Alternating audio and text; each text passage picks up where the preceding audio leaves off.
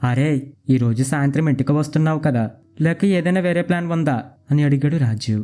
అరే, అప్పట్లో అమ్మకి ఆరోగ్యం సరిగ్గా లేకపోవడంతో నీ పెళ్లికి రిసెప్షన్కి రాలేకపోయాను. ఈ రోజు ఎందుకు మిస్ అవుతాను? నీ మనసు దోచుకున్న నీ అర్ధాంగిని చూడాలని నాకు ఆసక్తిగా ఉంది అంటూ నవ్వుతూ చెప్పాడు వికాస్. రాజీవ్, వికాస్ ఇద్దరూ పీజీ వరకు కలిసి చదువుకున్నారు. ప్రాణ స్నేహితులు. ఇద్దరూ మధ్యతరగతి కుటుంబాల నుండి వచ్చిన వారే. పీజీ తర్వాత కొంతకాలం ప్రైవేట్ కాలేజీలో లెక్చరర్గా పనిచేసి సొంతంగా ఒక స్కూల్ స్థాపించాలని కలలు కన్నారు. ఆ లక్ష్యాన్ని వారు త్వరగా సాకారం చేసుకున్నారు. ఇద్దరూ కలిసి కష్టపడి స్కూల్ని విజయవంతంగా అభివృద్ధి చేయగలిగారు. కొంతకాలంలోనే స్కూల్ మంచి గుర్తింపు సంపాదించడంతో ఈ ఏడాది నుంచి ఇద్దరు స్నేహితులు జూనియర్ కాలేజీని కూడా ప్రారంభించారు. ఇటీవలే రాజీవ్కి అతని తల్లిదండ్రులు ఎంచుకున్న అమ్మాయితో వివాహం జరిగింది. అదే సమయంలో వికాస్ తల్లికి గుండె సంబంధిత సమస్య రావడంతో వారిని హైదరాబాద్ తీసుకువెళ్లాడు.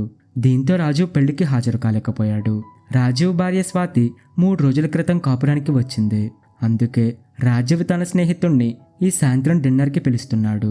రాత్రి 8 గంటలకు వికాస్ స్వీట్ బాక్స్తో రాజీవ్ ఇంటికి వచ్చాడు. హాల్లో అడుగు పెడుతూనే స్వాతి కనిపించింది.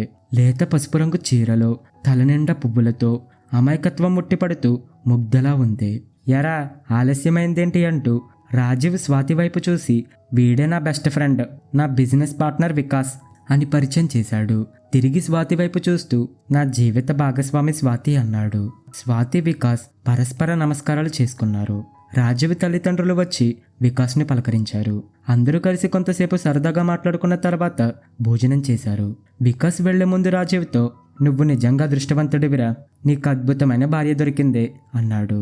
రాజీవ్ చిలిపిగా స్వాతి వైపు చూస్తూ, నిజంగానా అని అడిగాడు.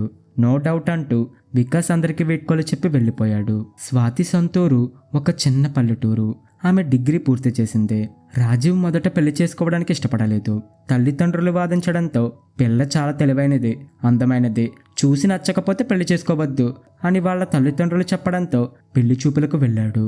స్వాతిని చూసిన తర్వాత అతనికి నో చెప్పాలనిపించలేదు. పెళ్లి తర్వాత స్వాతి పీజీని ప్రైవేటుగా పూర్తి చేయించాలని నిర్ణయించుకున్నాడు. నా భార్యకు పీజీ క్వాలిఫికేషన్ ఉండాలని కోరుకున్నాను, నువ్వు ఎంఏ పరీక్షలు రాస్తావా అని రాజీవ్ అడిగినప్పుడు స్వాతి వెంటనే సరేనని ఒప్పుకుంది. వారి వివాహం జరిగింది. స్వాతి వినయంగా అత్తమామలకు సేవలు చేస్తూ ఆ ఇంట్లో ఆదర్శ కోడలిగా తన స్థానాన్ని సంపాదించుకుంది. రాజీవ్ మనసులో సమర్థవంతమైన భార్యగా ముద్ర వేసుకుంది. కొంతకాలానికి రాజీవ్కు ఒక కుమార్తె జన్మించింది. నువ్వింకా పెళ్లి చేసుకోలేదు, నేను ఇప్పటికే తండ్రిని అయ్యాను అన్నాడు రాజీవ్ సరదాగా. నాకు నచ్చినమ్మాయి ఇంకా దొరకలేదు, నేనేం చేయను అంటూ వికాస్ నవ్వుతూ సమాధానమిచ్చాడు. అయితే సాఫీగా సాగిపోతున్న వారి జీవితంలో అపశృతి దొర్లింది. రాజీవ్కి విషజ్వరం సోకి అతను అకాల మరణం పొందాడు. ఆ ఘోరం ఎవరు తట్టుకోలేకపోయారు. స్వాతి శిలలా అయిపోయింది. కొడుకు సాంగత్యంలో కాలం గడుపుతున్న వృద్ధ దంపతులు పూర్తిగా కుంగిపోయారు. కూతురు డాడీ అంటూ కలవరిస్తుంటే చూసేవారి కళ్ళల్లో నీళ్లు తిరిగేవి. బాల్యం నుంచి శరీరాలు వేరైన హృదయాలు ఒకటిగా కలిసిన స్నేహితుడు అకస్మాత్తుగా తనను విడిచి వెళ్ళిపోవడం వికాస్ భరించలేకపోయాడు. అయినా రాజీవ్ కుటుంబాన్ని ఓదార్చే బాధ్యత తనదేనని భావించి మనసుని స్థిరం చేసుకున్నాడు. స్వాతిని సాధారణ స్థితికి తీసుకురావడం అత్యవసరమని వికాస్కు అనిపించింది. ఏడవడం కూడా మరచి బొమ్మలా నిలిచిన ఆమె గుండె బరువును తగ్గించుకోకపోతే ఏమవుతుందోనని అతనికి భయం కలిగింది. రాజీవ్ తల్లిదండ్రులు కూడా తమ బాధను పక్కన పెట్టామని ఓదార్చేందుకు ప్రయత్నించారు. కాలం ఎంతటి గాయాన్నైనా ఉపశమిపించేస్తుందేమో. నెమ్మదిగా స్వాతి సాధారణ జీవితంలోకి అడుగుపెట్టింది. ఒకరోజు వికాస్ స్వాతితో, రాజీవ్ వెళ్ళిపోవడం వల్ల మీకు జరిగిన నష్టాన్ని ఎలాగూ భర్తీ చేయలేం, కానీ తండ్రి ప్రేమకు దూరమైన చిన్నారికి తల్లి ప్రేమ నుంచి కూడా దూరం చేయకండి. మీరు కోలుకొని పాపను, అత్తమామల్ని చూసుకోవాలి. ఇంట్లో ఉంటే రాజీవ్ జ్ఞాపకాలు మిమ్మల్ని బాధిస్తాయి. మన స్కూల్కి రండి, ఆఫీస్ పనులు చూసుకోండి అన్నాడు. స్వాతి బదులిస్తూ, మీ ఓదార్పు మాటలకు థ్యాంక్స్. నాకు అద్భుతమైన భర్తను, తల్లిదండ్రులంటే అత్తమామల్నిచ్చి కొద్ది రోజుల పాటు మురిపించి దేవుడు నా అదృష్టాన్ని క్రూరంగా లాగేసుకున్నాడు. ఇప్పుడు నేను సముద్రంలో మునిగిన నావలా ఉన్నాను. 10 మందిలో కలిసి మాట్లాడే ధైర్యం నాకు లేదు. నేను స్కూల్కి వచ్చి ఏం సాధించగలను అంది. రాజీవ్ ఎప్పుడు మీరు తెలివైన అమ్మాయని చెప్పేవాడు. ఇది టీచింగ్ కాదు, కేవలం ఆఫీస్ పనులు చూసుకోవడమే. కొన్ని రోజులు వచ్చి ప్రయత్నించండి. ఎవ్వరికీ ఏది పుట్టుకతో రాదు, కృషి చేస్తే సాధించలేనిది ఏమీ లేదు అని వికాస్ ప్రోత్సహించాడు. సరే, నాకు కొంత సమయం ఇవ్వండి, ఆలోచించుకుంటాను అంది స్వాతి. కొన్ని రోజుల తర్వాత నేను స్కూల్కి వస్తాను అని స్వాతి చెప్పింది. బెరుకుతో స్కూల్లో అడుగుపెట్టిన ఆమె వికాస్ సహాయంతో స్కూల్ సిబ్బందికి పరిచయమైంది. మొదట్లో భయపడిన స్వాతి త్వరగానే స్కూల్ వాతావరణానికి, అక్కడి పనులకు అలవాటు పడిపోయింది. వికాస్ స్వాతికి అన్ని సులభంగా అర్థమయ్యేలా వివరంగా చెప్పేవాడు. స్వాతి సహజంగానే తెలివైనది కావడంతో అన్ని తేలిగ్గా గ్రహించగలిగేది. రాజీవ్ తల్లిదండ్రులకు కూడా కోడలందరితో కలిసిపోవడం ఊరట కలిగించింది. మొదట్లో ఇతరులతో మాట్లాడటానికి సంకోచించిన స్వాతి ఇప్పుడు అనర్గళంగా పాఠాలు బోధిస్తూ ఉంటే వికాస్కి ఆశ్చర్యమేసేది. స్వాతి, మీరు ఇంత సమర్థంగా స్కూల్ పనులు నిర్వహిస్తుంటే నాకు చాలా సంతోషంగా ఉంది. రాజీవ్ మిమ్మల్ని ఇలా చూసి ఉంటే ఎంత గర్వపడేవాడో అన్నాడు వికాస్. ఆయనకు నా పిరికితనం ఏమాత్రం ఇష్టం ఉండేది కాదు.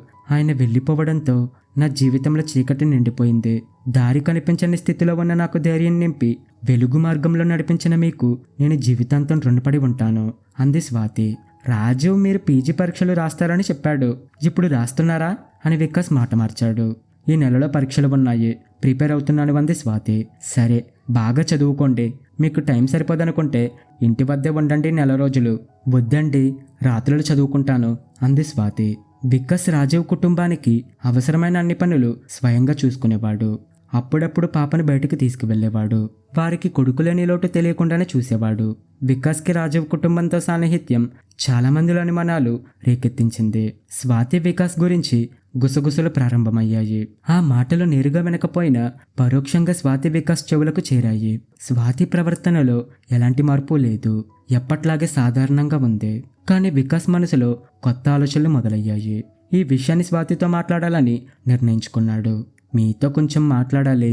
సాయంత్రం గుడికి లేదా పార్కుకి వెళ్దామా అని వికాస్ కాస్త సంశయంగా అడిగాడు. స్వాతి అతన్ని ఆశ్చర్యంగా చూస్తూ గుడికి వెళ్దాం అందే. స్కూల్ అయిన తర్వాత ఇద్దరు గుడి వద్ద కలిశారు.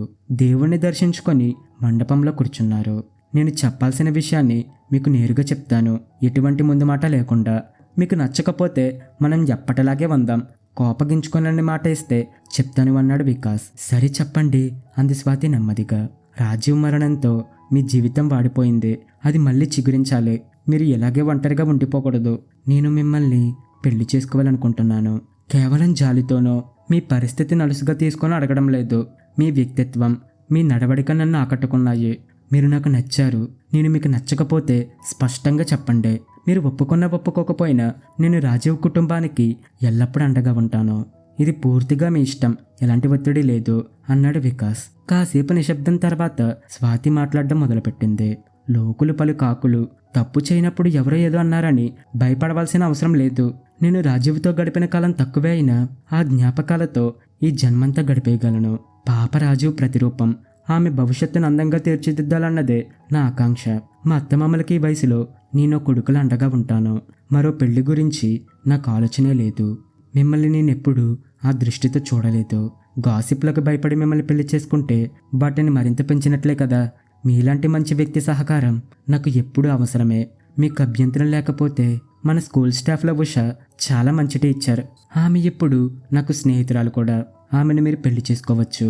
అలా చేస్తే మన రెండు కుటుంబాలు ఎలాంటి అబద్ధాలు లేకుండా కలిసి ఉండగలవు. నేను ఎక్కువగా మాట్లాడి ఉంటే క్షమించండి అంది స్వాతి స్థిరమైన స్వరంతో. కొన్ని నిమిషాల నిశ్శబ్దం తర్వాత ఉషతో మీరే మాట్లాడండి అన్నాడు వికాస్ లేచి నిలబడుతూ. జీవితంలో ఎదురయ్యే గాయాలు మనల్ని బలహీనపరచవు. అవి మనలోని ధైర్యాన్ని, పట్టుదలని బయటకు తీస్తాయి. ప్రేమ, స్నేహం అంటగా ఉన్నప్పుడు ఏ చీకటైనా వెలుగులోకి మారుతుంది.